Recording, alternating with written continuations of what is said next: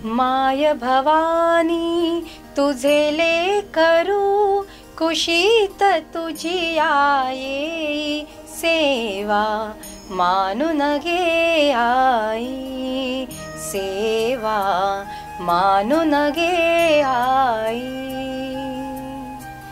तू अमला अविनाशी कीर्ती, तू अवघ्या आशांची पूर्ती, तू अमला अविनाशी कीर्ती, तू अवघ्या आशांची पूर्ती।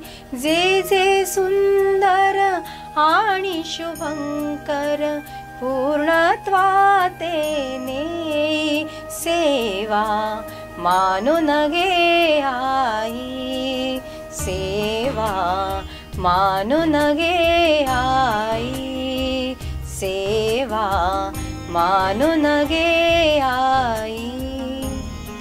नमस्कार, मी श्रीता बनसोड। शंखनाद न्यूज चॅनलच्या नवरात्री निमित्तच्या विशेष भागामध्ये आपलं स्वागत आहे। आता आपण पारडसिंगा येथे आलो आहोत।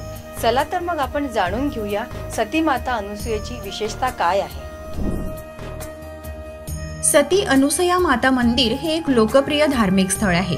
पारडसिंगा येथील सती माता मंदिर हे नागपूर येथून 46 किलोमीटर व काटोल पासून 9 किलोमीटर अंतरावर आहे।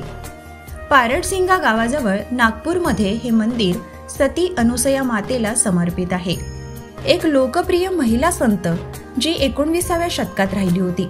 भक्ती परंपरेतील त्या महान संत होत्या।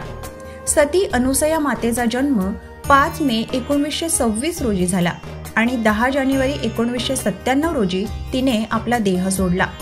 पृथ्वीवर असताना तिने गरजू आणि गरिबांना मदत केली। तिने अनेकांचे आजार बरे केले, वाळलेल्या विहिरींना पाणी आणले। तिने तिच्या भक्तांना योग्य मार्ग दाखवला।